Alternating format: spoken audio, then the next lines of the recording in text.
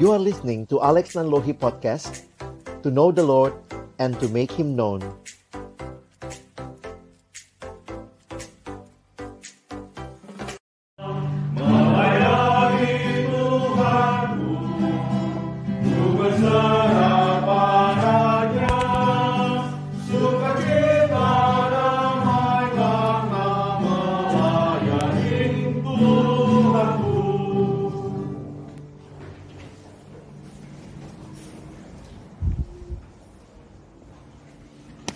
Mari kembali kita berdoa kepada Tuhan yang mengasihi kami, Tuhan yang terus memperlengkapi kami, mengingatkan kami akan hal-hal mendasar di dalam iman kami dan juga di dalam gereja Tuhan. Kami sungguh terus memohon anugerah-Mu agar apa yang kami pelajari malam hari ini benar-benar menjadi bagian yang terus akan memperlengkapi kami dan juga mengubahkan kami bagi kemuliaan Engkau. Sekali lagi terima kasih, menyerahkan waktu selanjutnya Tuhan yang memimpin, dalam nama Yesus kami berdoa. Amin.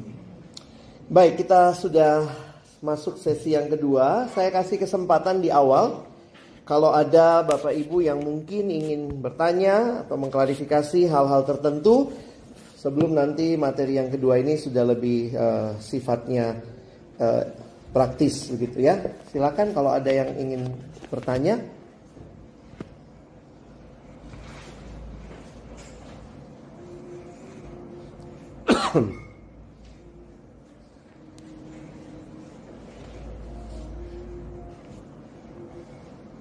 Sudah cukup jelas?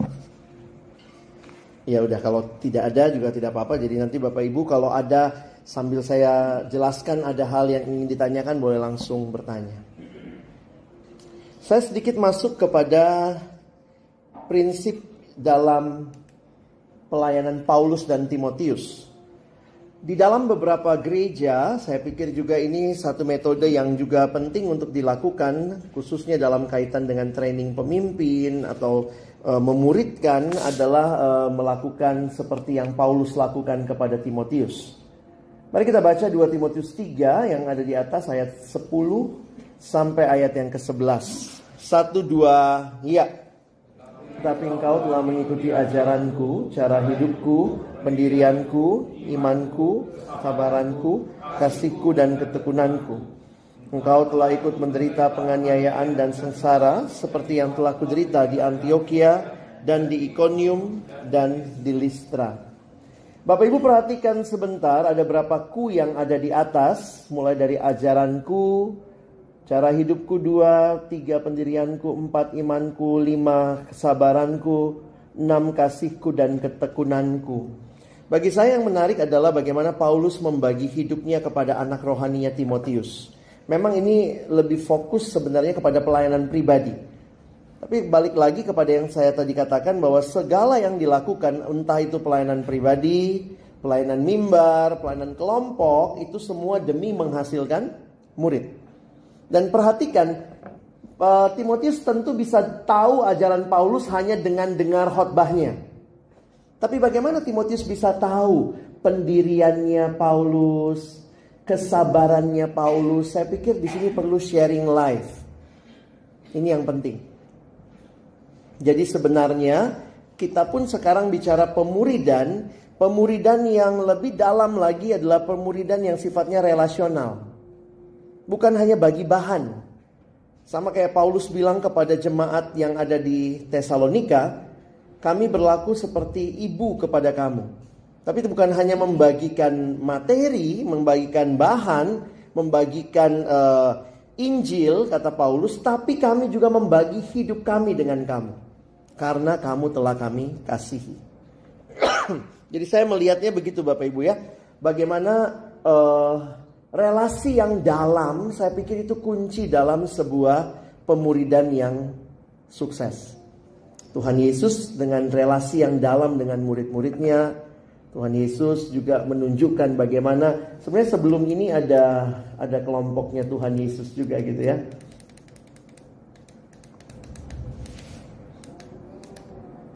Sebentar, kalau kita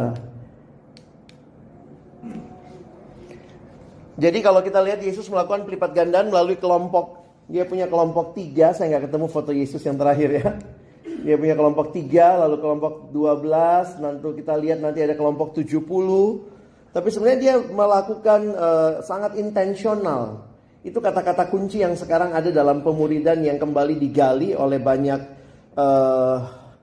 sekolah teologi ataupun buku-buku yang terakhir berkata tentang pemuridan yang intensional. Disengaja. Jadi benar-benar ada tujuannya. Have a clear purpose.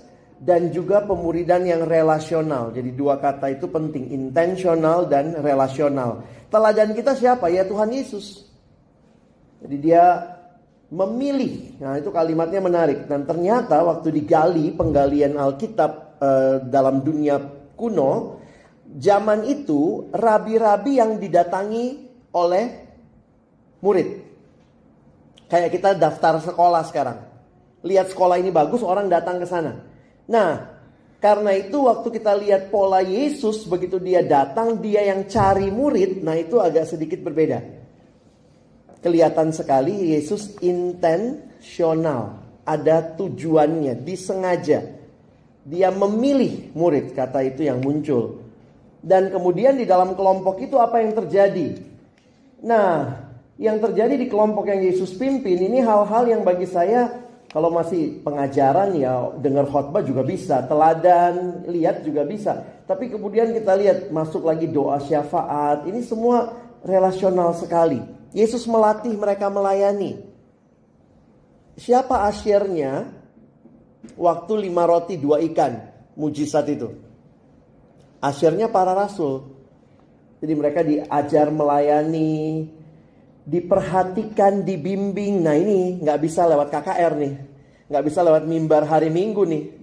Mau gak mau harus ada, dipecah dalam kelompok-kelompok yang lebih kecil. Makanya sifat relasionalnya itu penting. Bahkan ada juga teguran. Kadang-kadang memang kalau kita negur secara personal itu akan lebih pas. Ada juga yang merasa ya sudah, kalau sudah dihotbahkan yang penting dia udah denger deh. Tapi belum tentu dia sadar itu untuk dia, kira-kira begitu ya. Nah jadi waktu kita lihat lagi Paulus ke Timotius, itu yang saya bilang tadi ya. Paulus sama Timotius ini prinsipnya, Paulus bilang, apa yang telah engkau dengar daripadaku di depan banyak saksi, percayakanlah itu kepada orang-orang yang cakap mengajar, yang juga cakap mengajar orang lain. Kepada orang yang dapat dipercaya, yang juga cakap mengajar orang lain. Nanti Bapak Ibu bisa baca ayatnya 2 Timotius 2 ayat 2. Apa yang ada di ayat ini? Yang ada di ayat ini adalah Paulus tidak hanya memikirkan Timotius. Paulus tidak hanya memikirkan Timotius dan orang yang dilayani Timotius. Tapi dalam benak Paulus dari ayat ini kita melihat Paulus care sampai 4 generasi. Kira-kira gitu ya. Apa yang telah kau dengar daripadaku Paulus? Apa yang kau dengar anakku Timotius daripadaku? Percayakan kepada orang yang dapat dipercayai, yang juga cakap mengajar orang lain. Jadi cakap mengajar orang lain. Jadi dalam benak Paulus itu ada multiplikasi. Jadi saya berharap memang ada satu buku yang ditulis judulnya Pemuridan Seni yang Hilang. The Lost Art of Discipleship.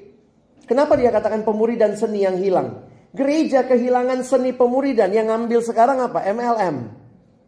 Punya downline-nya punya anaknya lagi. Dan itu orang bisa giat banget begitu ya. Saya punya teman dulu di kosan, dia sampai ikut MLM, terus mereka mesti bikin dream book.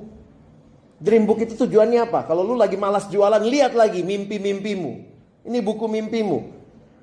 Jadi saya ingat banget waktu masih kos itu, kami langganan koran. Biasalah patungan ya. Satu anak misalnya 1.000 langganan koran lah sebulan. Uniknya setiap kali bangun pagi saya mau baca koran, itu koran kami bolong-bolong. Jadi waktu itu kita bingung, kenapa ini koran selalu bolong begitu ya. Cari ternyata masalahnya di teman saya. Jadi dia disuruh bikin dream book. Dream booknya itu apa?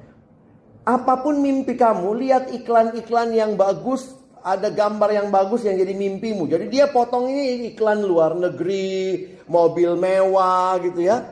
Jadi makanya koran kami bolong-bolong. Dia tempel lah, dia disuruh beli buku gambar, ditempel lah di dream book itu. Kalau udah mulai malas menjual, karena kan ya itu kalau orang promo MLM kan awalnya gitu. Bayangkan ya, tidak ngapa-ngapain dapat penghasilan sebulan segini. Tapi kan logikanya mesti jualan juga. Kalau kamu gak jualan gimana yang bawanya lagi dan seterusnya gitu ya. Terus saya lagi mikir gitu, gila ya. Gereja kehilangan pemuridan yang sana giat banget. Apa ada cuannya ya, ada uangnya kali ya. Ini kalau pemuridan misalnya kalau satu ini semua setor ke atas, oh kaya juga Paulus ya. Saya megang kelompok kecil dulu di kampus, terus adik-adik yang saya pegang lagi ke bawah. Saya bilang nih kalau saya mau pakai duit semua bayar 1.000 ke atas. Lumayan juga saya kaya gitu kali kan. Nah ini mengingatkan kita pemuridan itu harus jelas. Jadi gini, kalau Bapak Ibu, ini kalimat yang bijaksana yang pernah saya dengar dari seorang yang mendalami pemuridan. Kalau engkau hanya bicara ke pengurusan, cari pengurus, kamu hanya bertanggung jawab untuk generasi ini. Begitu 3 tahun ada pengurus komisi, kita hanya tanggung jawab sama satu generasi ini. Tapi kalau kita bicara pemuridan, kita bertanggung jawab paling tidak 3 generasi. Makanya gereja yang memikirkan pemuridan, gereja yang memikirkan kelangsungan ke depan akan seperti apa. Siapa yang dimuridkan ya, kita mesti intensional, kita pilih juga gitu ya. Beberapa gereja memilih secara intensional memuridkan pemimpin gereja masa depan. Youth-nya, orang muda. Pastikan pemuridan mereka berjalan. Kenapa? Mereka akan gantikan. Gereja banyak fokus sama orang tua. Maaf, bukannya kita nggak suka sama orang tua, tapi poinnya adalah orang tua akan berlalu, yang ganti orang muda. Nah, dana gereja karena dikelola banyak majelis yang tua, maka dana gereja untuk yang tua. Atau gereja hanya untuk orang dewasa, kira-kira begitu kritiknya. Sehingga anak muda programnya agak terpinggirkan, sekolah minggu. Nah, jadi ada beberapa gereja yang secara intensional sebagian besar dana untuk pembinaan pemuda. Loh yang lain bagaimana ya, itu pembinaan buat masuk surga lah ya. Jalan-jalan, pergi, outing, kebersamaan ya. Tapi orang muda diperlengkapi. Ada pembinaan apa? Utus, pakai dana, gereja invest sama orang muda. Kalau tidak kita akan kehilangan orang muda. Pada saatnya mereka mimpin gereja, sudah banyak sakit hatinya sama yang tua. Nah itu kadang-kadang kita mesti peka melihat hal-hal seperti itu ya. Saya harap di sini tidak terjadi seperti itu. Mesti diingat walaupun kita memimpin sebuah kelompok, kalau nanti akhirnya Bapak Ibu misalnya membentuknya dalam prinsip kelompok, namun perhatian kepada setiap anggota itu sifatnya pribadi. Nah kelompoknya seperti apa? Nah setiap gereja beda-beda.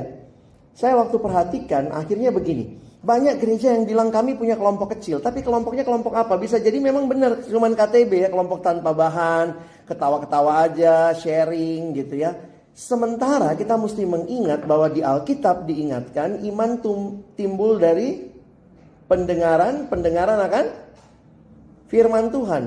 Jadi sebenarnya menu utamanya kelompok kecil kalau ada yaitu untuk membangun orang di dalam pengetahuan dan melakukan firman Tuhan. Nah ini kalau biasanya saya pakai ini konteks dalam pelayanan mahasiswa ya, jadi saya nggak terlalu ngeh bagaimana Bapak Ibu bisa lihat di gereja satu kelompok terdiri dari satu pembimbing dan 3-5 anggota. Logikanya sebenarnya memang jangan terlalu banyak. Bagaimana Pak kalau belum punya pemimpin? Nah mungkin kita bisa mulai dengan yang besar. Tapi kalau mau lebih sehat perhatiannya mau gak mau mesti pecah. Makanya ada istilah yang namanya cell group, kelompok sel. Begitu sudah mulai besar, pecah. Besar, pecah lagi. Tambah lagi orang dan seterusnya gitu ya. Nah biasanya kalau kelompok kecil bisa ada yang bilang oh Tuhan Yesus aja 12, silahkan kalau mau 12 gitu ya. Tapi jangan lupa loh Yesus yang sempurna itu gagal 1. Yudas ya, itu menghibur juga ya. Kalau kita gagal 3 ya. Tuhan Yesus gagal 1 loh. Nah kalau memang menolong ada komitmen, makanya biasanya keanggotaan kelompok tetap. Dan ini komitmennya jelas, intensional, belajar firman Tuhan dan menerapkannya dalam hidup sehari-hari. Jadi itu kira-kira pemahamannya kalau Bapak Ibu nanti mau membentuk kelompok. ini sebagai sarana bersekutu, berinteraksi sebagai sahabat. Jadi sebenarnya terjadi semua nih ya dalam kelompok kecil. Ini sedikit aja bisa dibaca aja apa saja yang menjadi manfaat KTB kelompok kecil bagi setiap orang. Di hari Minggu kalau pendeta khotbah agak nggak sopan kalau tiba-tiba Pak ulang Pak kalimat terakhir Pak, nggak ngerti. Tapi kalau di kelompok kecil bisa nanya lebih bebas, ya. Jadi karena itu penting nih kalau ada kelompok-kelompok yang membangun dan menolong disiplin rohani. Hal-hal dasar tuh, doa, saat teduh, bagaimana menggali firman, bersekutu, ada yang perhatikan. Kenapa nggak datang? Kita jadi tahu satu sama lain. Membenahi nilai-nilai Kristiani dalam konsep dan praktek. Jadi jangan juga kemudian tidak belajar sesuatu. Saya pikir tetap yang Yesus katakan orang Farisi itu bagus ajarannya. Jadi perdalam tuh pemahaman, penggalian Alkitab, doktrin-doktrin dasar itu menolong kita memahami kehidupan kekristenan kita.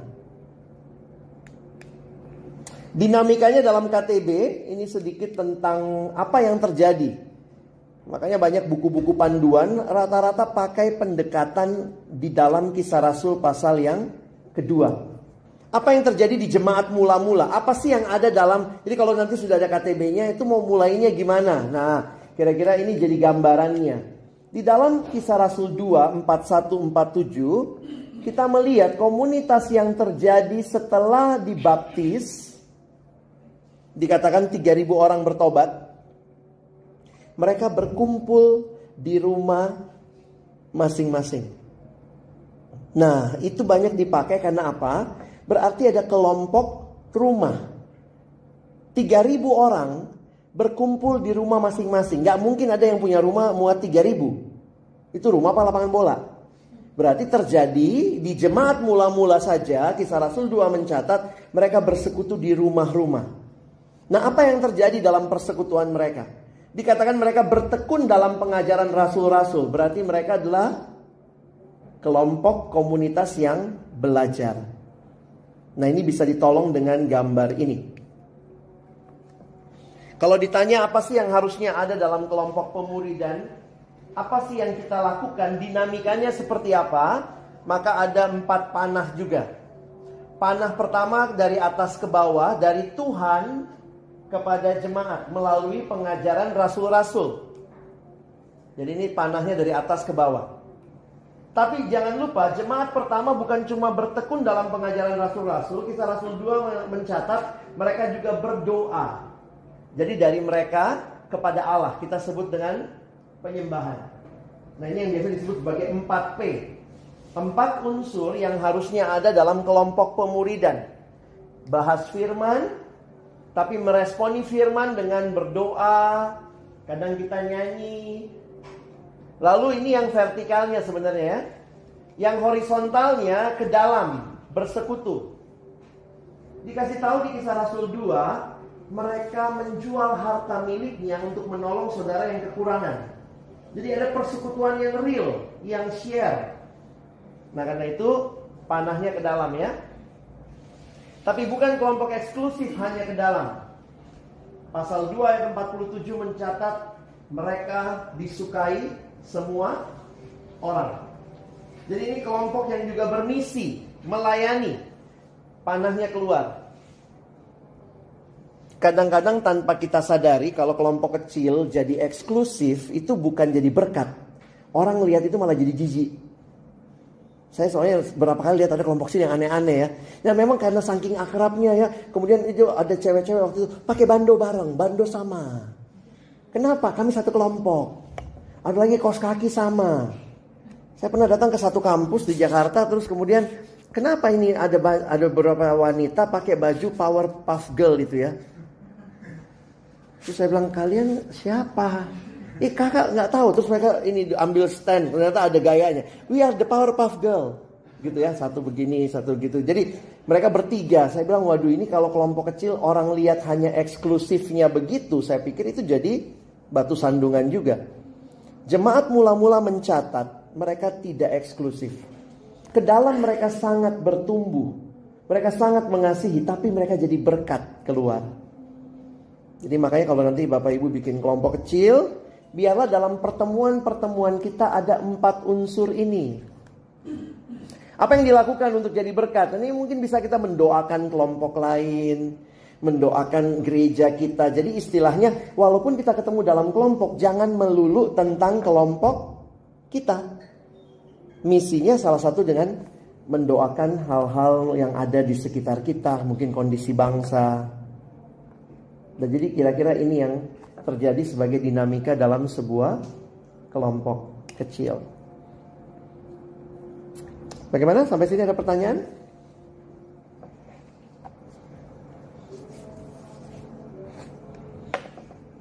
Oke, saya lewatin beberapa slide karena saya sudah sampaikan sebenarnya ya. Ini semua yang tadi saya katakan.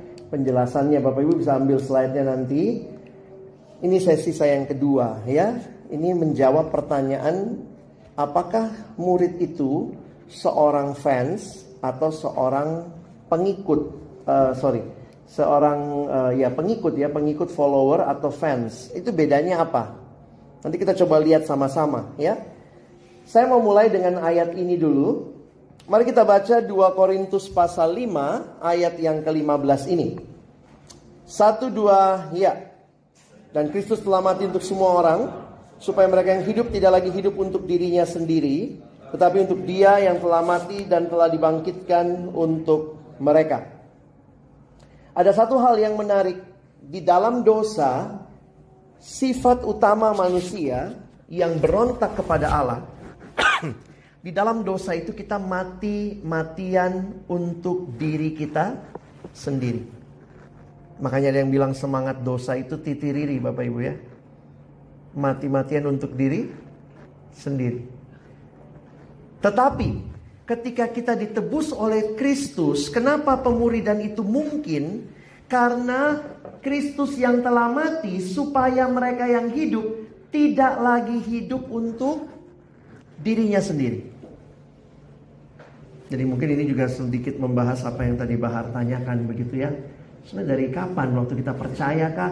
Tapi saya melihat memang benihnya itu ketika hidup kita sudah terima Yesus, kita tinggalkan dosa, kita sungguh-sungguh ikut Tuhan, maka perubahan itu terjadi. Sekarang kita hidup untuk siapa? Tetapi untuk Dia. Dulu saya hidup buat diri sendiri, itulah hidup dalam dosa. Tapi sekarang saya hidup untuk Dia. Nah, menghayati ini, saya pikir pemuridan penting untuk menegaskan. Menegaskan apa? Ada satu buku pakai judulnya ini, The Death of Me. Kematiannya saya. Saya sudah selesai. Saya tidak lagi hidup bagi diri saya. Sekarang saya hidup bagi Allah.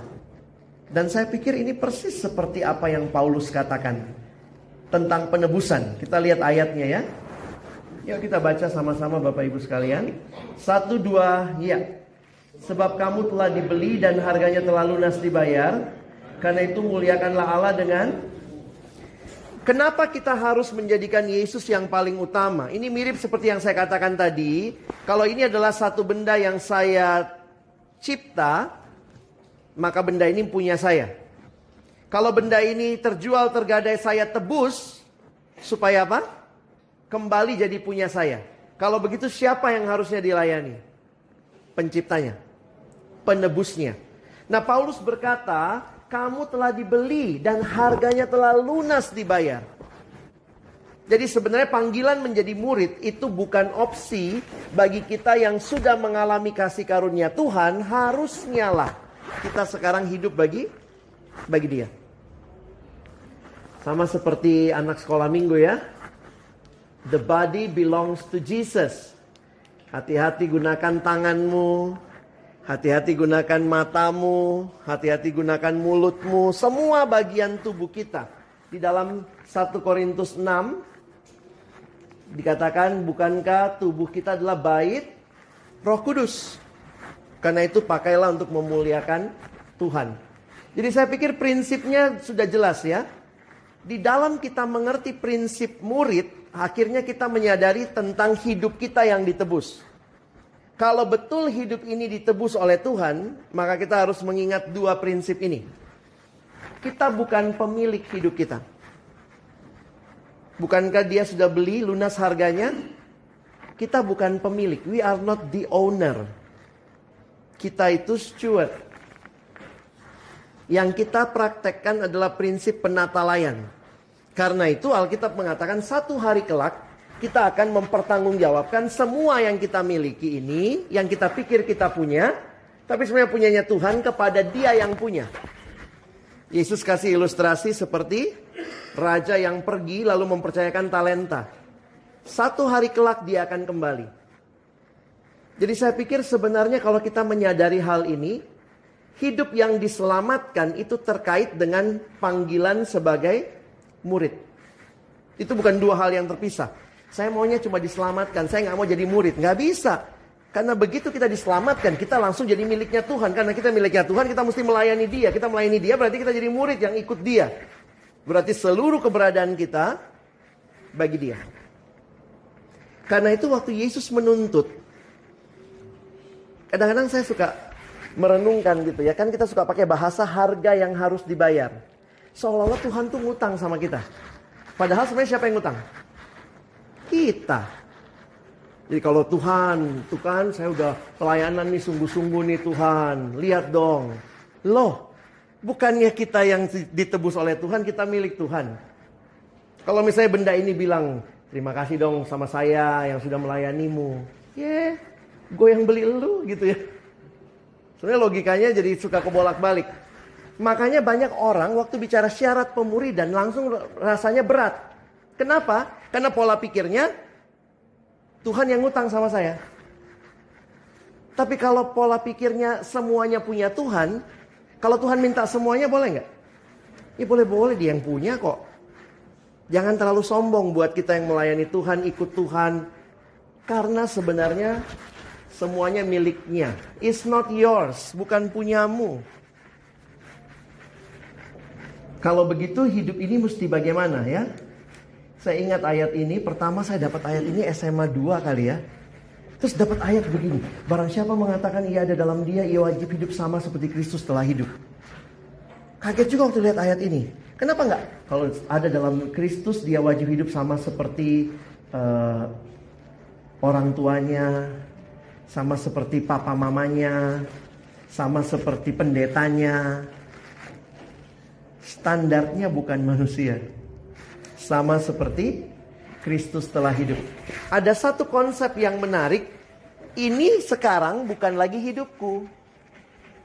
Tadinya ini hidupku, tapi sekarang Kristus sudah bayar lunas. Maka ini hidupnya. Jadi sebenarnya kalau saya bisa hidup, Tuhan lagi pinjemin hidupnya sama saya. Mengerti pemuridan, jadi gini.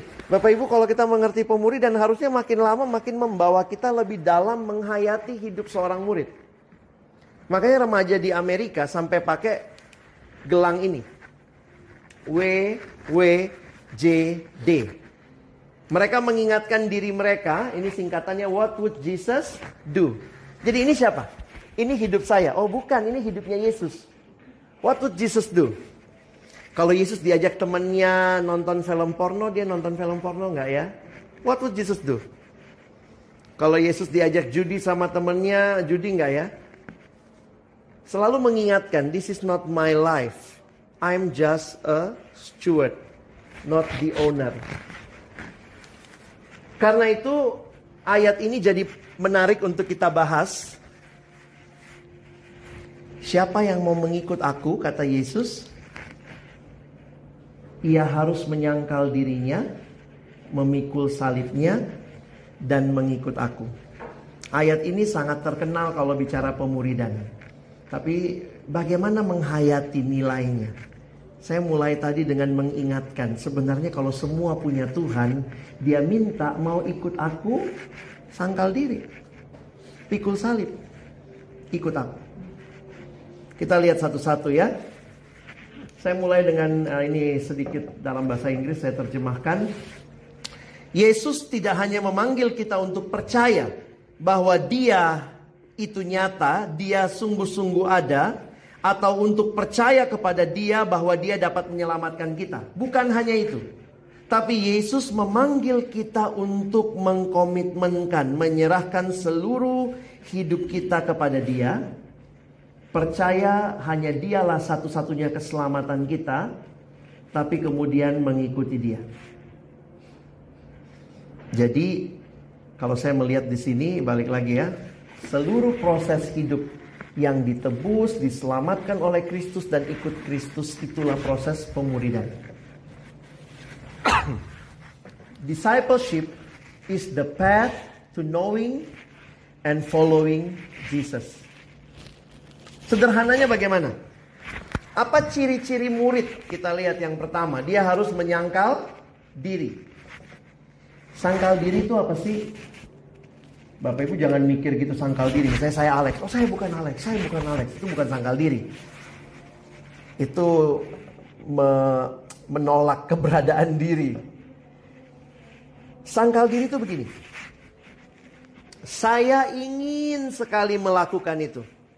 Tapi karena saya tahu itu tidak sesuai dengan Tuhan yang sudah mempercayakan hidupnya kepada saya menahan untuk tidak melakukan yang saya mau. Jadi itu bicara tentang bukan saya tuannya, tapi dia tuannya. Saya pingin banget nyontek. Kalau anak SMA, anak kuliah, saya pingin banget nyontek, tapi saya tahu itu tidak menyenangkan Tuhan. Maka saya ingat, saya menyangkal diri. Saya pingin banget balik maki-maki dia. Kalau ketemu orang yang pingin banget, tapi saya tahu saya harus belajar mengasihi dia. Jadi menyangkal diri, mengatakan tidak kepada yang kita mau, mengatakan iya kepada apa yang Tuhan mau. Kadang gak mudah ya. Karena kita ini paling gampang melakukan yang kita mau. Ada kalimat dari David Platt, salah seorang pengkhotbah muda. Saya terjemahkan, dia bilang begini. Sekarang ini, di dalam dunia ini, kita dibentuk oleh kekristenan yang seolah-olah berpusat pada diri. Sementara sebenarnya kekristenan bicara menyangkal diri. Maka dibilang hati-hati dengan ajaran-ajaran Kristen yang tidak sesuai dengan firman Tuhan. Jujur ya, kadang-kadang saya lihat kalau gereja yang cuma khotbahkan berkat. Ikut Tuhan pasti diberkati, ikut Tuhan pasti kaya, gak pernah bisa sakit. Pokoknya semua yang saya mau dapat, itu jangan-jangan bukan Tuhan yang diikutin. Kita sedang ikutin kemauan diri sendiri. Gereja-gereja seperti itu harus berani juga bicara, ikut Tuhan ada penderitaan. Ada harus berkata tidak kepada yang saya mau. Memang gereja kadang suka terlalu berat sebelah ya. Yang satu khotbahnya penderitaan terus, yang satu berkat terus. Ya, yang berkat mesti belajar penderitaan, yang penderitaan mesti belajar juga ada berkat di situ ya. Jadi jangan kayaknya ikut Yesus kayaknya mampus lah kita ini, nggak ada lagi indah-indahnya. Pokoknya salibnya berat banget gitu. Betul, tapi sukacitanya di situ. Sukacita itu bukan karena nggak ada salibnya, tapi karena ada Tuhan yang berjalan bersama kita. Dia telah terlebih dahulu pikul salib. Ya, tapi ingat ya, panggilan yang pertama menyangkal diri. Jadi menyangkal diri saya simpulkan begini. Menyerahkan kendali hidup sepenuhnya kepada Tuhan yang sesungguhnya. Bukan aku tuannya, tapi Yesus Kristus. Nah ini kalau kita bahas begini, Bapak Ibu, kita mesti mikirin nih. Gimana nolong orang mengatakan tidak pada apa yang dia paling pengen. Saya banyak pengalamannya sama orang muda sih ya. Yang datang lalu cerita, gue kesel banget sama nyokap gue. Ada lagi yang datang dan dia udah marah banget gitu ya. Dalam satu retret selesai kebaktian, lalu saya kumpulkan, saya diminta pimpin satu kelompok 10 anak cowok-cowok gitu ya. Terus saya tanya, ada yang mau bertanya? Saya jelaskan sesuatu, lalu kemudian saya tanya, ada yang mau bertanya? Diem, cowok ya biasa diem. Ada yang mau didoain? Tiba-tiba satu anak angkat tangan. Anaknya tinggi, gede, hitam, Bapak Ibu ya. Kemudian saya, Kak, doain saya. Terus tiba-tiba dia diem lama terus nangis. Gila nih cowok gede-gede nangis gitu ya. Terus saya tunggu, saya kasih tisu, tunggu selesai reda nangisnya. Terus mulai dia ngomong, saya benci sama papa saya. Saya benci sama mama saya. Kenapa? Mereka berantem terus. Jadi kamu maunya apa? Saya pengen bunuh mereka. Kenapa? Supaya berhenti berantem.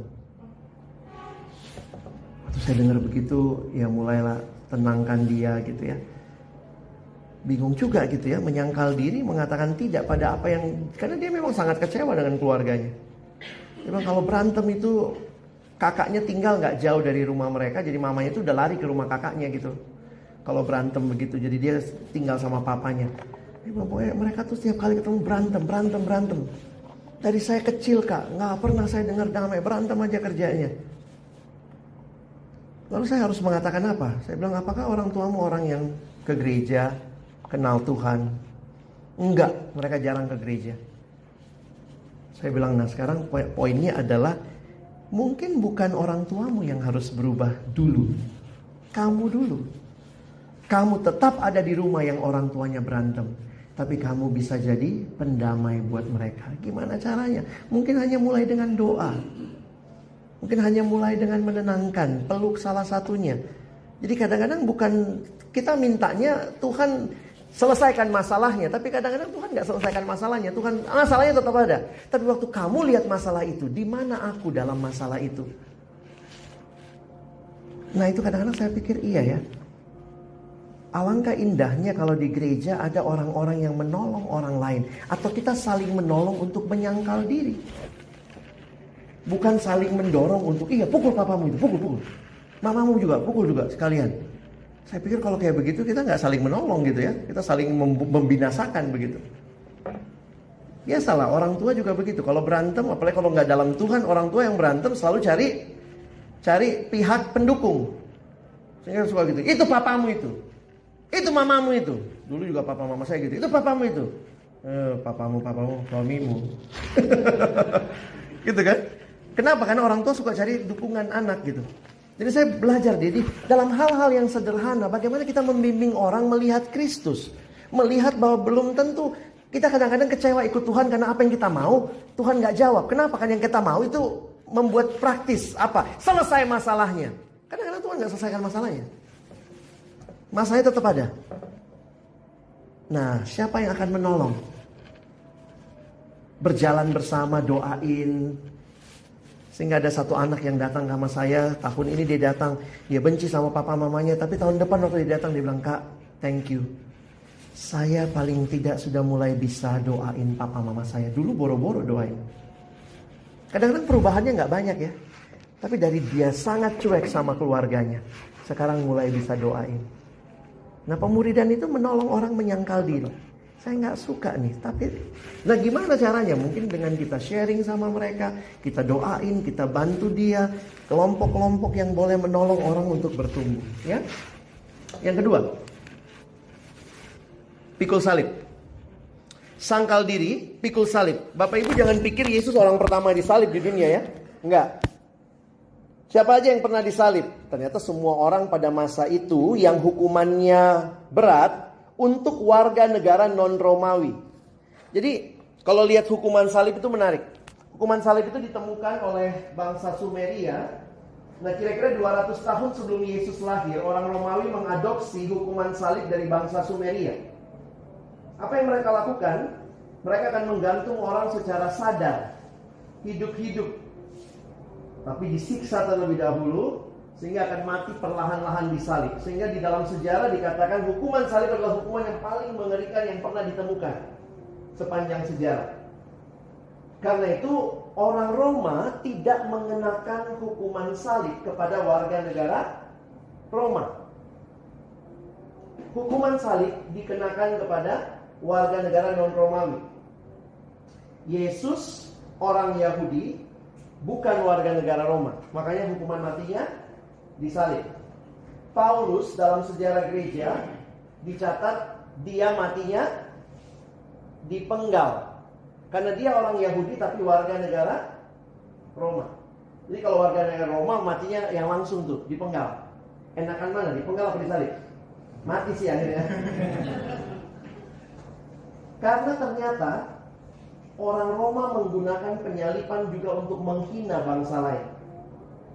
Jadi makanya hukuman penyalipan itu dilakukan dengan cara orang yang mau disalib yang pikul salibnya sendiri. Jadi jangan pikir cuma Yesus yang pikul salibnya. Enggak. Itu pemandangan umum. Makanya lihat masih di Matius ini.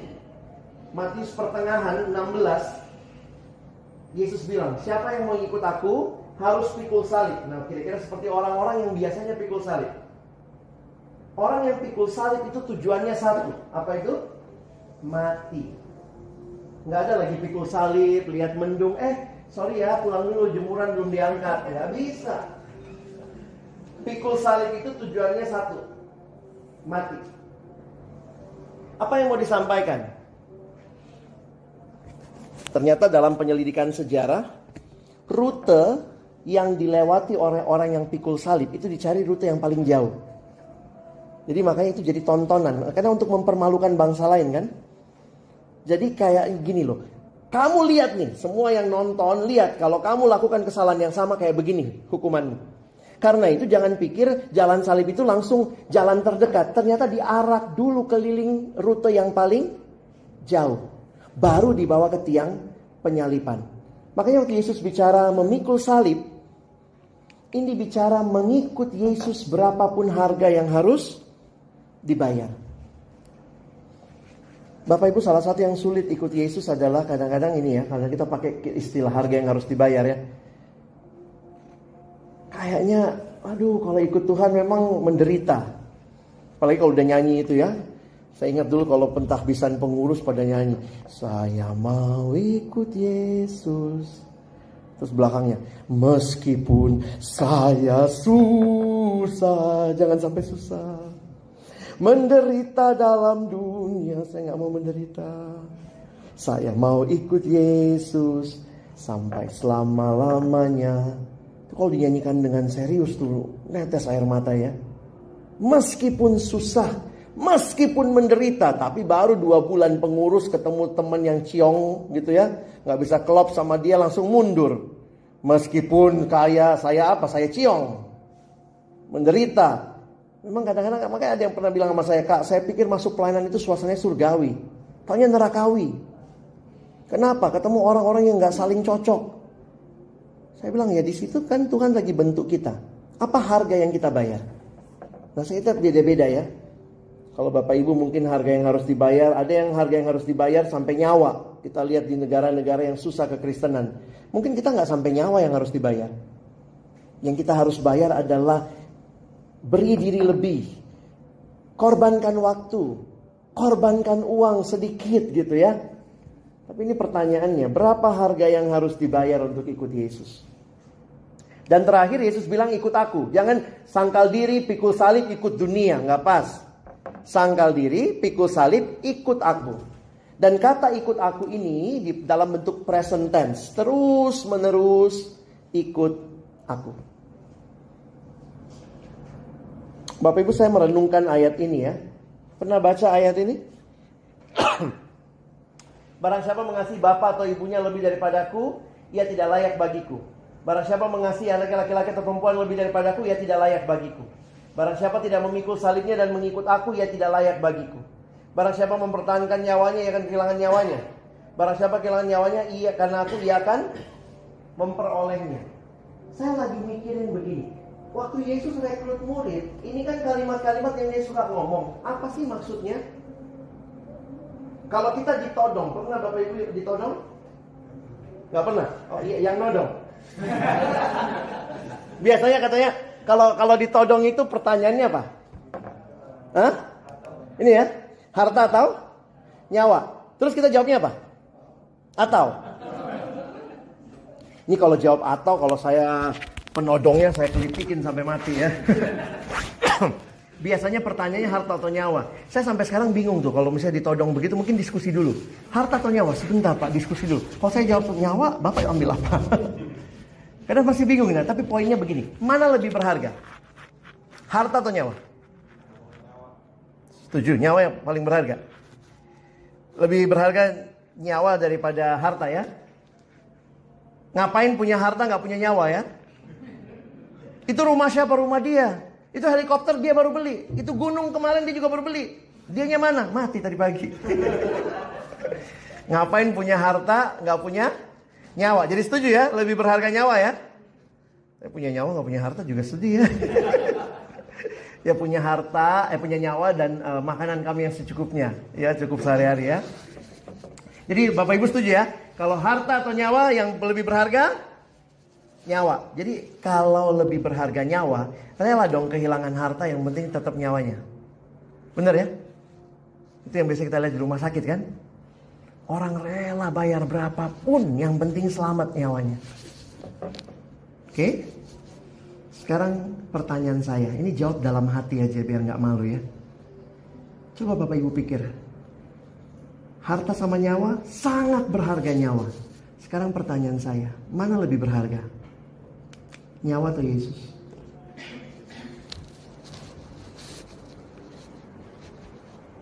Mana lebih berharga? Berarti rela kehilangan nyawa demi Yesus? Enak ngomongnya ya. Yesus rela kehilangan nyawa. Ntar dulu Pak. Hah? Hilang nyawanya. Kalau harta sama nyawa, kita dengan cepat bisa pilih nyawa. Nyawa atau Yesus? Yesus. Berarti rela mati? Yesus perekrutannya lebih gila dari ISIS loh Bapak Ibu. Hah? Mati demi dia. ISIS cuma mati demi ideologi. Saya waktu pelajari ini, saya sampai kaget gitu. Benar ya, Tuhan mintanya begitu. Bapak Ibu coba lihat ayatnya. Di atas saja ya. Satu waktu Yesus, ini kita baca ya. Pada satu kali banyak orang berduyun-duyun mengikuti Yesus dalam perjalanannya. Sambil berpaling ia berkata kepada mereka. Saya mau tanya, berapa banyak berduyun-duyun itu? Banyak ya? Mereka ikut Yesus.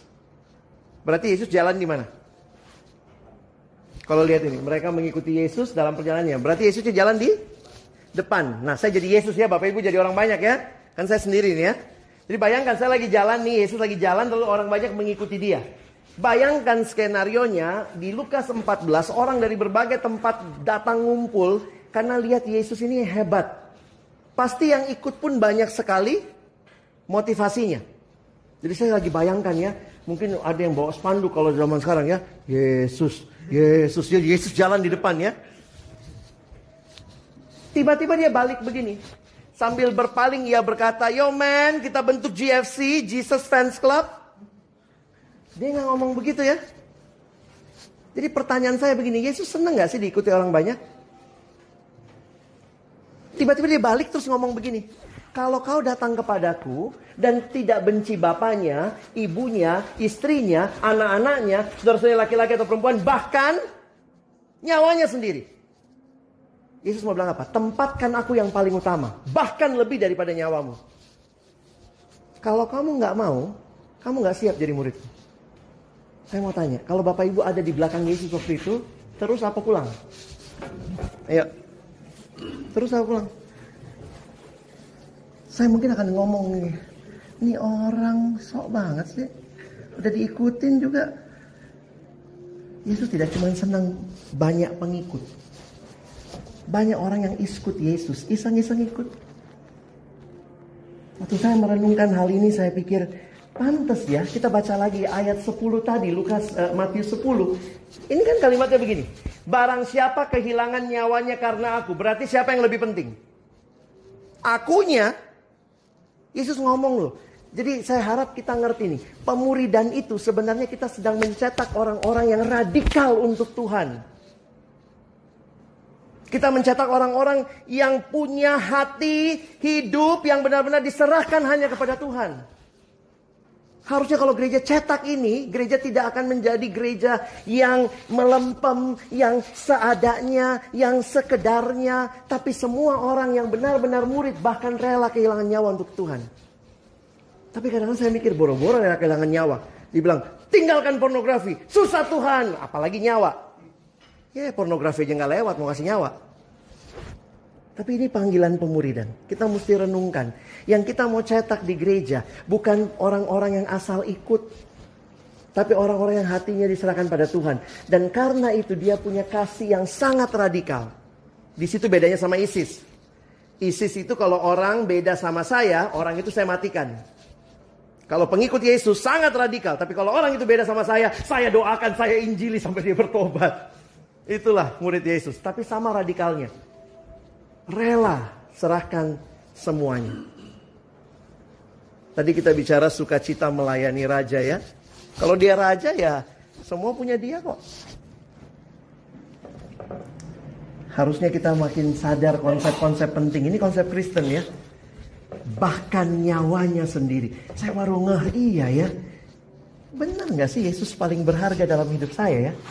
Jangan-jangan lebih berharga nyawa saya, lebih berharga drama Korea saya, lebih berharga game online saya, lebih berharga usaha saya, lebih berharga tabungan saya. Tentu semua itu berharga. Tapi Yesus yang paling utama. Makanya ada kalimat dalam satu buku yang ditulis oleh John Piper. Dia tulis buku Don't Waste Your Time. Saya parafrase kira-kira dia bilang begini.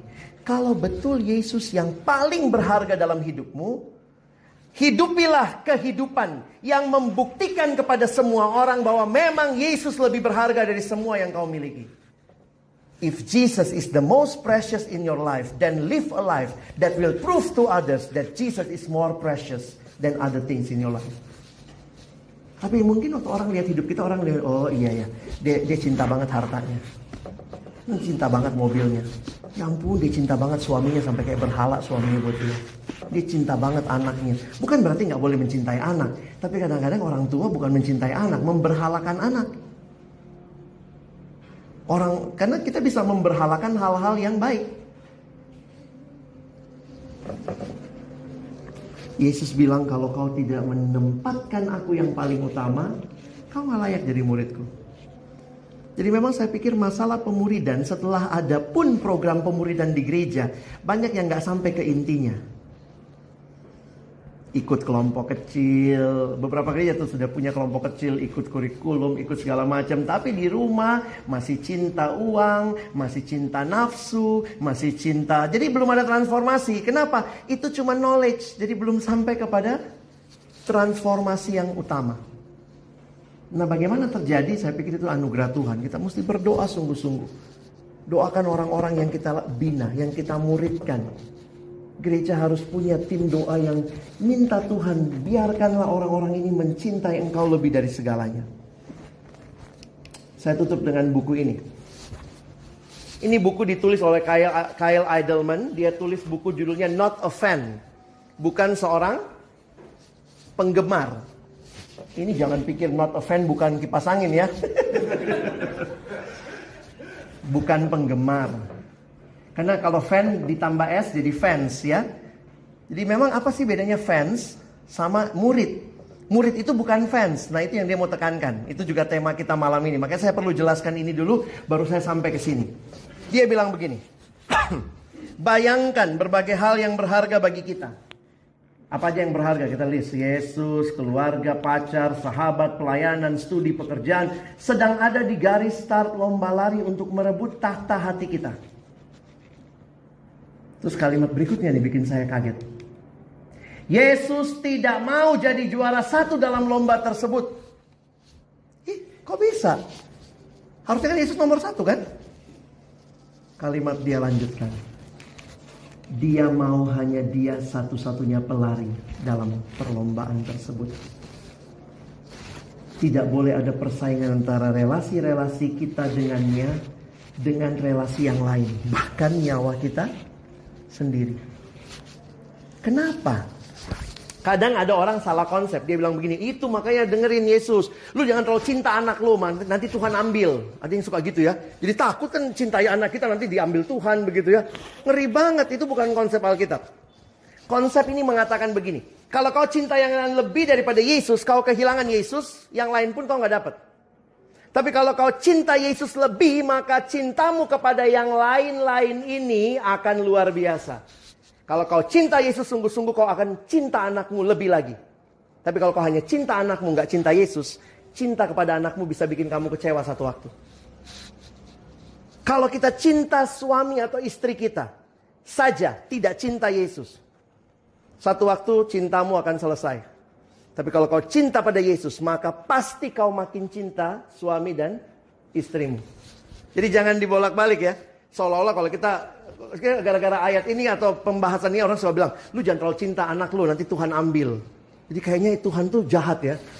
Lu cinta dia, gue saingannya. Terus pakai lagi ayat, Allah kan adalah Allah yang cemburu. Itulah ayat-ayat dipakai sembarangan. Tapi kalau kamu tempatkan Yesus di pusat hidupmu, maka cinta-cintamu terhadap yang lain akan lebih indah. Ini orangnya Kyle Idleman ya. Yesus tidak mau jadi yang nomor satu dalam hidup kita. Yesus mau jadi satu-satunya. Kalau dia satu-satunya, yang lain akan ada pada tempatnya yang indah. Tapi dia harus yang paling utama. Jadi saya coba simpulkan, fans, fokus utamanya sebenarnya bukan pada yang diikuti, tapi pada dirinya sendiri. Makanya fans itu begitu ya, ketika hujan datang lari dia. Kan kalau fans, wah konser, kalau udah hujan udah capek pulang dia. Tapi kalau follower, fokus utamanya pada guru yang diikuti. Sehingga walau Tuhan capek, sangkal diri, saya mau terus ikut Tuhan. Tuhan, saya harus berkorban. Itu pikul salib. Fans lari duluan kalau ada tantangan. Murid terus bertahan ketika ada tantangan. Saya harap gereja menghasilkan lebih banyak murid, bukan fans. Murid yang hatinya betul-betul cinta Yesus. Kenapa? Karena cinta itu lahir dari Yesus yang lebih dahulu mencintai kita. Bukan kita yang duluan mencintai dia. Ingat, dialah yang duluan mencintai kita. I love Jesus Christ because He first loved me. Ini penutup saya. Jadilah jemaat gereja yang makin mencintai Yesus hari demi hari. Ini adalah sebuah perjalanan seumur hidup. Dimulai dengan buka hati terima Yesus sebagai satu-satunya Tuhan dan Juru Selamat. Lalu terus mengutamakan dia. Itulah hidup pemuridan. Terus utamakan dia. Gereja harus berjuang membangun murid, bukan fans. Saya tutup dengan satu kesaksian terjadi di Cina. Di China itu ada dua macam gereja katanya ya. Satu gereja atas tanah yang dikontrol oleh pemerintah. Ini di masa komunis yang lalu ya. Sekarang sudah lebih terbuka walaupun masih sulit. Ada gereja di atas tanah itu dikontrol oleh pemerintah. Lalu ada gereja di bawah tanah. Itu yang lebih berkembang sebenarnya ya. Karena mereka sembunyi-sembunyi di luar pengawasan pemerintah. Tapi ini katanya cerita tentang gereja di atas tanah. Saya dengar dari satu hamba Tuhan pernah cerita. Ini gereja di atas tanah ini punya jemaat kira-kira 200 orang. Jadi peraturannya katanya waktu itu tidak boleh ada pertambahan orang Kristen karena penginjilan. Nggak boleh. Jadi orang Kristen kalau nambah karena penginjilan itu biasanya ikut gereja bawah tanah. Itu cuma boleh terjadi pertambahan orang Kristen karena pernikahan. Anggota gereja, married sama anggota gereja, punya anak, tambah satu orang Kristen. Nah ini cerita tentang gereja di atas tanah. Jadi memang gereja yang dikontrol pemerintah. Lalu satu waktu mereka mau ibadah hari Minggu. Ketika sudah mulai ibadah, pendetanya masuk. Lalu ada kira-kira 200 orang jemaat. Ada majelis yang duduk semua. Lalu ternyata waktu pas masuk mulai, ada 3 orang teroris pakai topeng, tutup muka begitu, bawa senjata. Maju ke depan, satu sandera pendetanya. Lalu dia bilang, stop kebaktian ini. Siapa yang mau percaya sama Yesus, mau lanjut ibadah, silakan akan lanjutkan di surga. Tetap di sini. Kalau kamu mau mati, tetap di sini. Kalau kamu tidak mau mati, keluar cepat dari gereja ini. Wah, orang mulai ketakutan. Disuruh maju semua, maju ke depan. Siapa yang mau sangkal imannya, cepat keluar dari sini. Wah, beberapa orang tua mulai ketakutan. Ada bapak-bapak yang tua, orang yang terpandang di jemaat itu mulai dia keluar ketakutan. Akhirnya makin banyak yang keluar. Makin banyak yang keluar. Cepat keluar. Kalau kalian mau mati, tetap di sini. Kalau tidak, keluar cepat. Banyak yang mulai keluar. Dari 200 jemaat tinggallah mungkin 50 orang. Ada beberapa wanita, anak-anak nangis. Dikumpulkan semua yang 50 itu. Maju ke depan, maju ke depan. Siap ibadah. Mati kamu semua. Siapa lagi? Cepat keluar dari sini kalau mau selamat. Akhirnya tidak ada lagi. Mereka semua berlutut bersama pendetanya. Mereka nangis. Kemudian ditanya, masih ada yang mau keluar? Tidak ada yang bergerak. Betul, tidak ada yang mau keluar lagi. Oke. Lalu kemudian pemimpin dari teroris itu dia buka topengnya. Terus dia bilang, Pak Pendeta, silahkan mulai ibadahnya. Ini yang sungguh-sungguh Kristen. Saya juga Kristen Pak, saya ikuti kebaktiannya. Yang tadi itu cuma iseng-iseng ikut Yesus.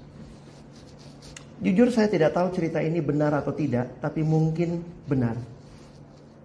Tapi apa poin yang didapat dari cerita ini? Sebenarnya banyak orang datang ikut Yesus bukan buat Yesusnya, buat dirinya. Nyawaku lebih penting. Ketika ada ancaman, dianya yang duluan keluar. Tuhan tidak minta murid yang iseng-iseng ikut. Dia bertanya, maukah engkau ikut aku? Menyerahkan seluruh hidupmu, bahkan nyawamu. Kalau gereja mencetak orang-orang seperti ini, saya pikir ada harapan buat gereja 10-15 tahun ke depan. Tapi kalau gereja sibuk hanya membangun fans, kita akan ketemu orang-orang yang juga di masa depan ketika kesulitan makin menjadi, mungkin mereka orang yang pertama keluar dari gereja. Saya harap ini boleh jadi perenungan buat kita semua. I am a disciple, not a fan. Mari kita berdoa. Bapa Surgawi, terima kasih banyak buat firman-Mu. Bukakan terus mata rohani kami melihat kepada panggilan-Mu kepada kami menjadi murid. Panggilan yang mulia Tuhan, Kau tebus kami bukan supaya kami hidup atas diri kami sendiri, tapi hidup kami sekarang milik-Mu. Kami persembahkan bagi-Mu. Engkau yang lebih utama, Engkau yang lebih berharga dari segala-galanya. Kalau hari ini nyawa kami dipertaruhkan, pertanyaannya, apakah kami mau ikut Tuhan? Atau nyawa kami jauh lebih penting? Kami belum seperti saudara-saudara kami di China, di berbagai belahan dunia yang karena ikut Yesus mereka dianiaya, bahkan tidak sedikit yang harus mati. Tapi kami berdoa, jadikan kami murid-murid yang benar-benar taat, yang sangkal diri, pikul salib dan ikut Yesus. Itu kerinduan kami. Hamba berdoa bagi gereja Tuhan di tempat ini, tolonglah menjadi gereja yang benar-benar membangun hidup murid, yang pada akhirnya mereka boleh melihat Yesus yang utama lebih dari segalanya. Terima kasih Tuhan. Sekali lagi kami mohon tolong kami bukan cuma jadi pendengar firman, tapi jadi pelaku firman dalam hidup kami. Dalam nama Yesus kami berdoa. Amin. Ada waktu 10-15 menit ke depan. Silakan kalau mungkin ada pertanyaan yang Bapak Ibu mau sampaikan. Silakan. Tadi kan pemuritan ya. Maksudnya kalau yang saya tangkap sih sebenarnya pemuritan itu kan sebenarnya intinya kita juga mau ketika kita dilayani Tuhan, akhirnya pada dasarnya kita memuridkan orang lain. Apakah ini konsepnya kadang kan ada nih nggak tahu nih kalau ada orang yang misalnya dia fighter gitu, fighter ini dengan artian mereka bukan berkomunitas, tapi maksudnya selalu lebih ke arah hubungan mereka personal dengan Tuhan aja kayak gitu loh. Tapi mereka mungkin memuridkannya itu bukan di dalam kelompok, mungkin misalnya satu-satu atau mungkin secara global gitu. Dari pandangan Kak sendiri, apakah sebenarnya yang baik itu sebenarnya ketika pemuridannya itu dia harus tetap di dalam komunitas atau gimana gitu? Karena mungkin saya ada pernah juga bertemu sama orang yang penting pribadi gua sama Tuhan. Saya pikir satu hal yang penting kalau lihat lingkaran murid yang taat tadi, ilustrasi roda, maka harusnya orang-orang yang merasa dirinya bertumbuh dalam Tuhan itu akan terdorong ke komunitas. Jadi saya lebih setuju kalau itu terjadi di dalam komunitas. Nah memang seringkali terjadinya begini. Yang seringkali muncul adalah ada yang intentional, ada yang unintentional. Nah itu yang saya pikir kalau kita bisa intensional itu lebih bagus. Maksudnya disengaja bikin kelompok, ada pertanggungjawaban, mungkin apa bahan yang dipakai, itu lebih jelas, itu menolong. Tapi juga ada orang yang melakukan mungkin lebih mirip kayak mentorship gitu ya. Dia ketemu 1-2 orang secara rutin tanpa bahan apa, tapi dia mulai bagi hidupnya. Itu pun juga sebenarnya cara yang bisa dipakai. Tapi semuanya sebaiknya ada dalam sebuah komunitas. Sehingga kita punya accountability yang baik. Bagi teman-teman yang melakukan itu pun saya harus katakan.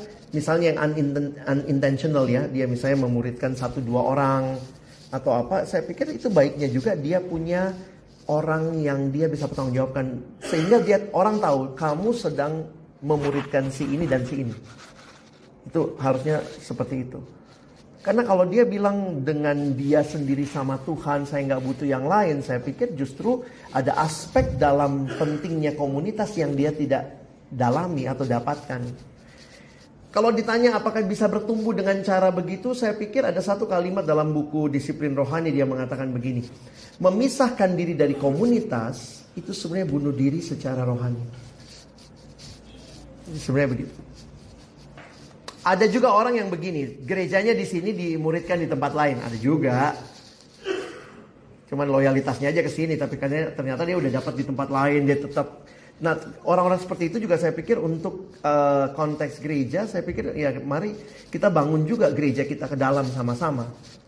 Sehingga nggak bisa, kadang-kadang kalau loyalitas ganda akan sulit nantinya. Kita akan maunya kemana gitu ya, harus melakukan yang mananya gitu. Ada pertanyaan lain?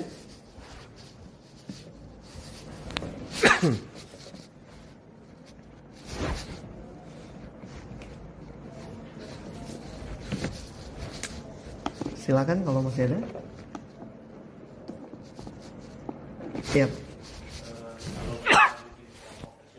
Iya. Apakah kita lebih bisa cepat? Kan kalau kita bertumbuh kita harus nyambung gitu. Iya. Nyambung ini karena usia gitu repot juga. Apakah itu sudah dikategorikan usianya lebih sama atau ketertarikan yang lebih sama atau apa? Wah, ini contohnya banyak sih Pak. Maksudnya di berbagai gereja atau berbagai komunitas yang saya pernah lihat, ada yang terjadi karena berbagai faktor. Ada yang faktornya bukan umur, tapi lokasi tinggal. Itu untuk gereja-gereja besar tuh ya, kadang-kadang saya bingung juga gitu ya. Tinggal di mana, tetap gerejanya ke sana, misalnya begitu. Itu akhirnya kan mau bentuk kelompok berdasarkan apa? Tengah minggu susah banget ke Jakarta yang macet misalnya. Nah, jadi mungkin itu perlu dipikirkan dari konteks di mana kita ada. Bagaimana kekuatannya, saya pikir ada plus minus. Kalau ditanya muda tua, kadang-kadang nggak signifikan juga sih. Hampir pasti Yesus lebih muda dari Petrus. Bapak Ibu baca deh, Petrus itu kan udah married, udah punya ibu mertua gitu. Petrus lebih tua nampaknya dari Yesus. Yesus masih umur 30-an kan? Petrus mungkin lebih tua. Beberapa rasul yang lain juga dikategorikan lebih tua. Jadi ada yang bilang, jadi yang tua mimpin yang muda. Nggak selamanya begitu juga. Karena ini bukan bicara masalah usia, senioritas. Tapi bisa jadi dia umurnya tua, tapi secara kerohanian dia baru bertobat. Nah, jadi tidak masalah. Jadi di beberapa tempat masalahnya ini kelompoknya laki sama laki, perempuan sama perempuan. Nah, itu juga sebenarnya sangat variatif jawabannya. Jadi perlu kita pikirkan sama-sama. Tapi yang paling penting menurut saya adalah proses pemuridannya itu bisa berjalan dengan baik. Kalau ternyata karena kesamaan tingkat pendidikan itu menolong orang lebih cepat akselerasinya untuk belajar, why not dibuat berdasarkan tingkat pendidikan. Ada satu buku terakhir yang saya baca, judulnya Passion Generation. Ini buku untuk pelayanan kaum muda. Nah, Passion Generation, dia menyoroti hilangnya anak muda dari gereja. Nah, yang menarik di buku itu, dia jawabnya begini. Kita sebenarnya bukan punya masalah gap generasi, kata dia. We don't have a millennial problem, a generational problem. Problem gereja katanya adalah discipleship problem. Kaget juga waktu saya baca itu. Dia bilang, kenapa gereja kehilangan orang muda? Karena tidak ada orang tua yang rela memuridkan orang muda. Jadi saya pikir ya bersyukur kalau ada orang-orang yang lebih senior mau memuridkan yang muda. Dia kasih gambaran begini. Banyak orang muda mau belajar tentang seks yang benar. Tanyanya sama sesama anak muda. Kayak orang buta menuntun orang buta. Siapa yang lebih tepat bicara? Yang senior. Yang sudah menikah. Sehingga memang saya lihat di beberapa gereja, ini kalau kita bicara gereja bukan banding-bandingin lah ya, tapi misalnya kayak GPCC, pemimpin komselnya itu diusahakan suami dan istri. Dan itu orang di dalamnya itu orang-orang muda tuh. Karena mereka memang gereja anak muda ya. Jadi yang lebih tua itu akan jadi mentor otomatis buat yang muda. Nah, saya pikir mungkin pertanyaannya begini gitu ya, berapa banyak yang memberi diri mementor yang muda? Jadi jangan heran kalau satu waktu kita kehilangan orang muda, pindah ke gereja lain, kita mentoring mereka nggak? Atau poin saya begini, apakah setiap anak muda di gereja ini ada mentornya? Koko cici rohaninya yang ada di sini, yang doain dia, yang selalu ngobrol sama dia, dan itu mungkin akan membuat dia lebih stay di sini. Tapi kalau kita cuek, jangan satu waktu mereka hilang, jangan bilang kok pergi, kita ngapain sama mereka? Nah itu buku itu sangat menampar-nampar lah kalau dibaca ya. Sehingga dia bilang begini, jangan pernah komentari anak muda tanpa pernah invest waktu bagi mereka. Jadi silahkan komentar kalau memang kamu invest waktu. Tapi kalau kau nggak invest waktu, sebenarnya nggak pantas ngomong. Nah termasuk juga kalau mereka pindah gereja, jangan bilang kenapa pindah. Mungkin kita nggak dimentor. Begitu.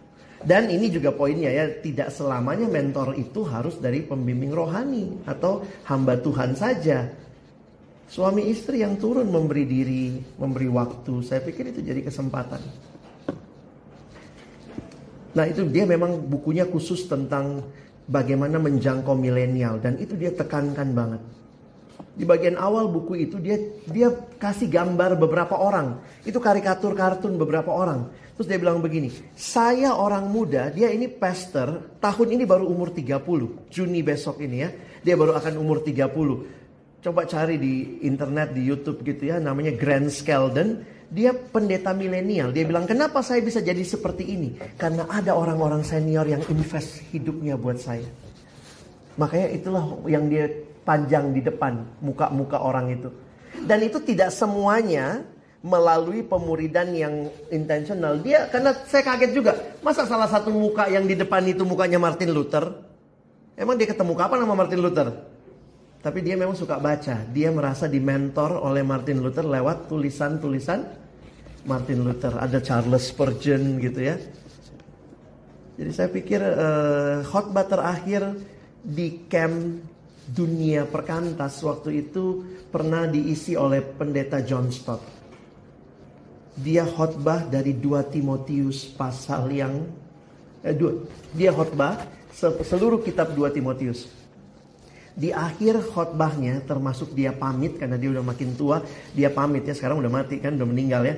Tapi waktu dia pamit, di akhir khotbahnya dia cuma tanya begini, setelah saya sudah melayani sekian puluh tahun, saya baca lagi surat Paulus ini. Paulus tulis surat kepada Timotius. Dia bilang, saya menantang semua pemimpin di sini. Who is your Timothy? Siapa Timotiusmu?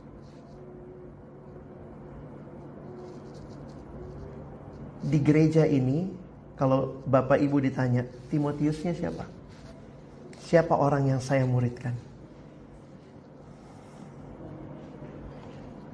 Kalau kita sulit jawab pertanyaan itu, karena Timotius itu, kau telah mengikuti cara hidupku, ajaranku, pendirianku. Kita kasih hidup kita dilihat, dideketin gitu ya. Dia teriak dengan sisa kekuatannya ya. Who is my Timothy? Nah mungkin buat yang masih lebih muda, tanyanya lain. Who is my Paul? Siapa Paulusku? Jangan merasa bisa sendiri. Yang muda juga jangan sombong. Makanya Grant Skeldon bilang, yang muda harus punya kelaparan rohani. Yang tua harus punya kemauan membimbing. Baru gereja berpunya masa depan buat pemudanya. Tapi kalau pemudanya juga nggak lapar rohani gitu ya. Ya ada Koko, ada Cici juga ya. Bodoh amat, mati-matilah gitu ya. Jadi itu ada dua hal ya. Kira-kira begitu. Ada satu lagi mungkin? Silakan. Aku mau tanya sama Lili gitu kali mau menyerahkan itu. Maksudnya kalau dalam kategori yang aku bilang kayak misalnya aku kemarin gitu, ada teman aku yang bilang, gue ke kantor udah siap-siap bawa kain buat nutupin pakai pura-pura jadi Islam gitu, pakai jilbab supaya nggak kalau ada nangis atau apa selamat gitulah, maksudnya nggak kalau ditanya orang itu atau bukan dia bisa pura-pura gitu. Apakah hanya sebatas kayak gitu bisa apa ya gimana ya kayak gitu doang kita bisa dinilai sebagai disciple or fan gitu, makanya apakah kalau kita melakukan hal itu kita udah bukan murid Yesus gitu? Saya melihatnya begini ya, saya jawabannya pakai ini aja ya, pakai kasus di Alkitab ya. Kita ini masih bergumul dalam banyak hal dengan hidup kita. Dan kita sedang belajar terus untuk jadi murid. Nah saya melihat, ya walaupun kalau saya menilai temanmu itu mungkin dia terlalu takut ya. Satu sisi terlalu takut, tapi dia realistis dengan takutnya dia. Tapi poin saya begini, kalaupun, Bapak Ibu dengar ya kalimat saya, kalaupun dia karena tahu-tahu benar-benar di depannya dia menyangkal, saya selalu melihatnya journey-nya belum selesai. Perjalanannya belum selesai. Jadi jangan hanya nilai hidup orang dari satu titik. Di Alkitab ada yang pernah nyangkal Yesus loh. Namanya Petrus. Waktu dia nyangkal, kalau kita cuma lihat dia nyangkalnya, padahal Petrus itu, Bapak Ibu waktu saya merenungkan penyangkalan Petrus agak unik nih. Penyangkalannya itu disiapin. Sorry, saya bilang disiapinnya begini. Jadi Petrus menyangkal berapa kali? 3 kali. Nanti pelajari di Injil, itu kan Petrus ditanyain kan, kamu kenal dia? Enggak, saya enggak kenal dia. Tapi ternyata ada kalimat di Injil, dikasih tahu, saya lupa persis Injil mana, nanti cari. 1 jam kemudian. Jadi Petrus itu menyangkalnya 3 kalinya bukan begini. Saya nggak kenal, enggak. Itu 3 kali juga. Enggak, 3 kali. Bukan begitu Petrus nyangkalnya. Baca Injil, saya nggak kenal dia. Terus diam. Terus 1 jam kemudian, itu catatan Lukas kalau saya nggak salah. Jadi berarti dalam 1 jam itu kira-kira apa yang ada di benak Petrus? Aduh, aku kan muridnya. Nggak mungkin kan dia nyangkal terus biasa aja. Terus kemudian karena orang yang kedua lagi yang nanya, kamu muridnya? Tidak, saya tidak kenal dia. Habis itu diam lagi. Alkitab bilang beberapa waktu kemudian. Jadi itu ternyata ada interval waktu.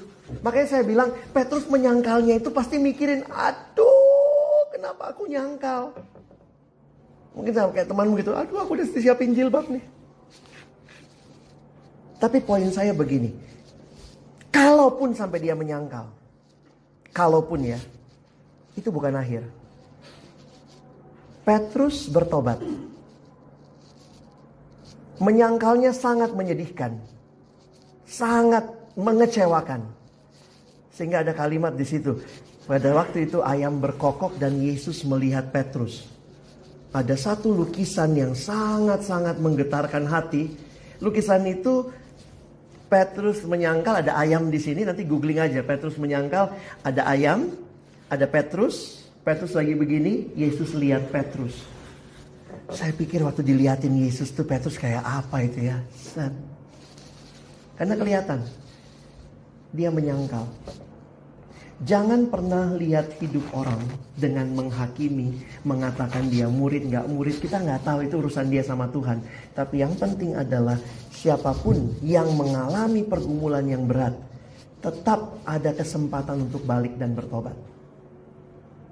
Jadi poin saya tidak berani mengatakan kalau dia sudah lakukan itu dia menyangkal. Petrus pernah menyangkal. Kita pun bilang kuat-kuat, tahu-tahu besok datang gitu ya. Atau kita juga ngomong, aduh saya nggak kenal dia. Ketakutan kita bisa bikin kita nyangkal dia. Makanya ada kalimat yang menghibur di kitab Yohanes. Pada waktu kamu tidak tahu harus berkata-kata apa, Tuhan akan kasih perkataan itu. Saya kadang-kadang, ini yang kalau saya mau tanda kutip sedikit mengoreksi pergumulan temanmu ya. Jadi jangan planningnya adalah siap-siap nyangkal. Jadi dia udah latihan nggak kenal Yesus. Saya nggak kenal. Jangan begitu, jangan itunya. Tapi meyakini, kalaupun dia pakai alat jaga-jaga, itu saya nggak bisa bilang boleh atau tidak. Itu bisa-bisa aja. Tapi poinnya adalah ketika itu terjadi, biarlah dia belajar mengandalkan Tuhan. Tuhan akan kasih perkataan yang tepat. Sorry ya, saya bukan sekali, makanya Bapak Ibu coba dengar kalimat saya tadi. Kalaupun. Jadi poinnya, jangan merasa diri tidak mungkin menyangkal. Yang nyangkal pasti jelek. Jangan-jangan besok kita yang nyangkal. Oh, kita menyangkal Yesus gak selamanya bilang saya gak kenal dia. Banyak kok cara menyangkal yang sederhana. Sebenarnya waktu kita mengikuti yang kita mau, kita sangkal dia kan. Maaf Tuhan, yang bisa kasih kepuasan saya adalah pornografi ini, bukan engkau. Nyangkal gak?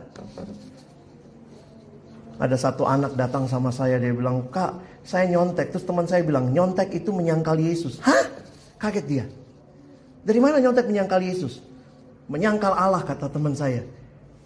Waktu kamu nyontek, kamu lagi bilang begini, Tuhan maaf, otak yang kau kasih kurang bagus, lebih bagus contekanku. Jadi nyangkal juga.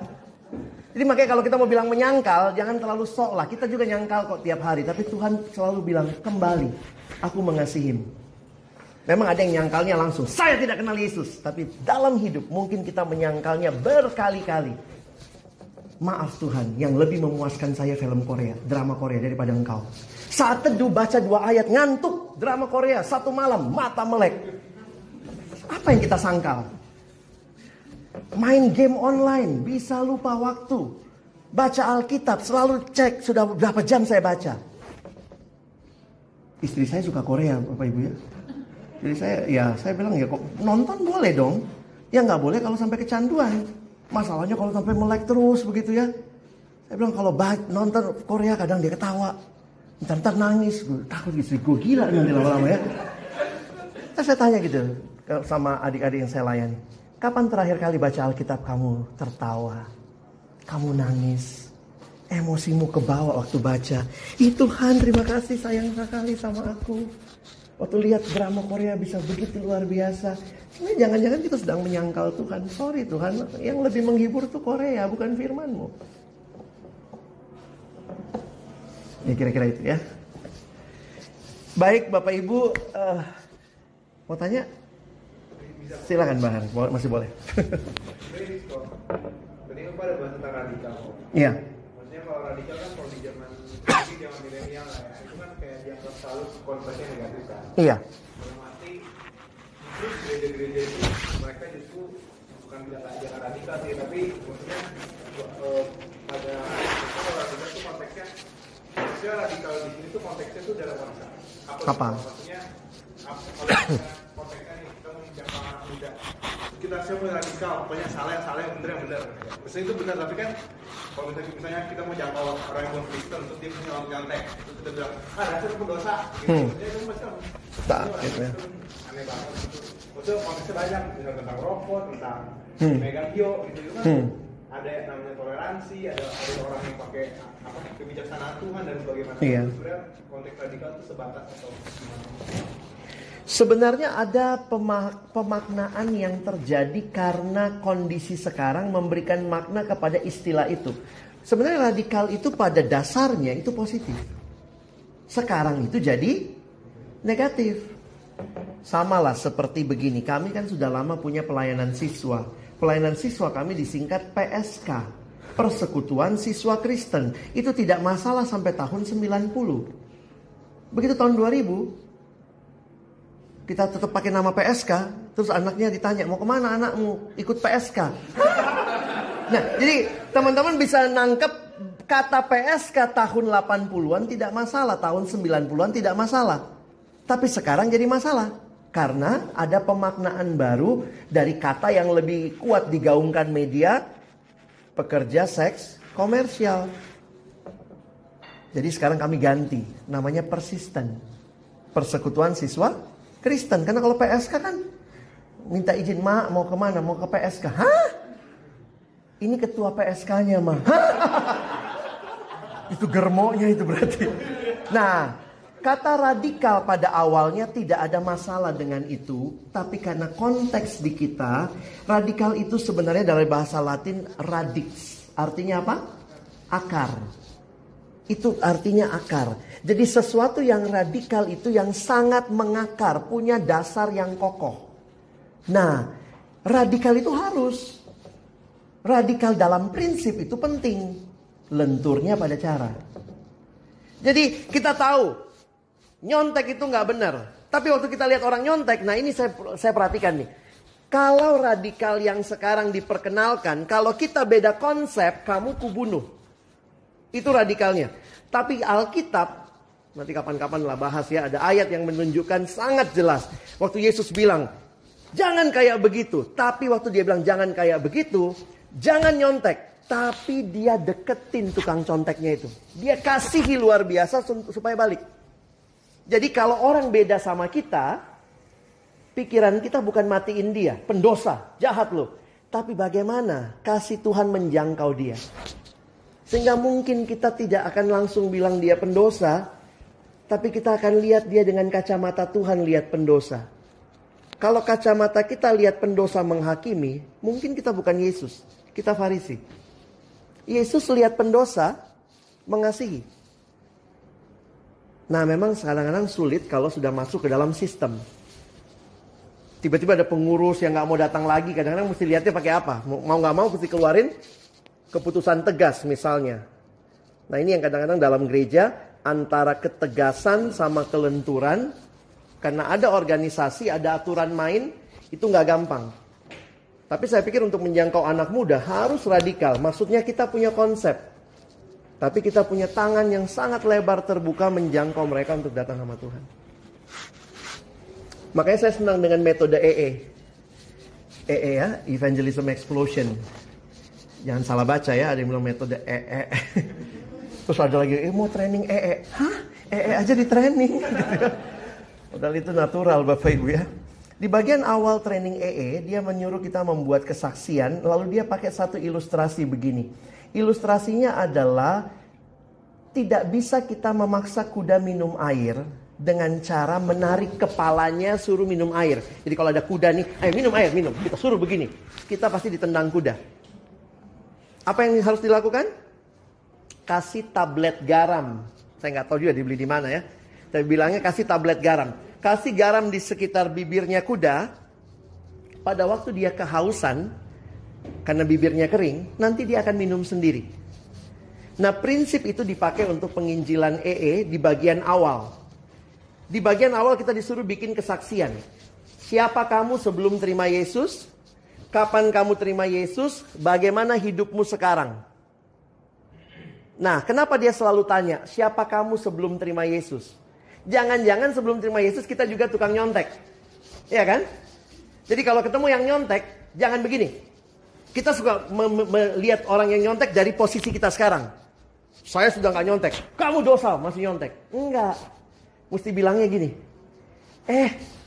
Lu nyontek ya? Iya nih, aduh kepepet banget tadi, gak ada lagi. Terus kita ngomongnya apa? Sama, gue juga dulu kayak gitu. Mempersamakan dulu nih. Kasih tablet garam. Baru ngomongnya. Tapi satu waktu, kita gak usah bilang, saya ikut KKR atau apa. Saya ketemu satu koko. Koko itu jelasin kepada gue. Dan sejak hari itu, gue punya hidup, tidak mau nyontek lagi. Biarkan tablet garamnya bekerja. Dia ketemu satu koko, sejak itu dia gak mau nyontek lagi. Wow. Nanti kasih jeda waktu terus nanya. Boleh nggak saya cerita? Kenapa saya bisa berubah begitu? Waktu dia bilang, iya ceritain. Karena kan udah ada tablet garamnya nih. Baru kita bersaksi, kita ceritain. Nah kadang-kadang kita boro-boro baru lihat aja kita udah langsung pakai posisi kita sekarang. Kita nggak tahu kita juga dulu sama kayak dia. Nah itu yang kadang-kadang membuat kita sulit untuk bersaksi karena kita tidak belajar bersaksi. Saya pikir nanti masalah cara itu penting dipelajari. Baik Bapak Ibu sekalian, terima kasih. Saya harap ini bukan cuma seminar, tapi ini kerinduan kita sama-sama ya. Gereja ini akan menjadi orang-orang yang jadi murid yang terus memuridkan. Dengan demikian kita membangun kerajaan Allah. Mari kita tutup dalam doa. Bapa di dalam surga, terima kasih banyak buat semua pemahaman yang kami terima. Biarlah apa yang sudah kami terima malam hari ini terus menolong kami boleh hidup di dalam kasih dan kemurahan-Mu sebagai murid-murid Kristus yang sejati. Sekali lagi terima kasih. Berkati waktu kami mempersiapkan diri untuk ibadah besok. Biarlah di hari perhentian-Mu kami boleh datang di dalam sukacita memuji, memuliakan-Mu. Tolong seminar ini bukan selesai dengan kami pulang, tapi terus kerinduan untuk membangun diri jadi murid Kristus. Kami bersyukur. Menutup pertemuan kami dalam nama Yesus kami berdoa. Amin.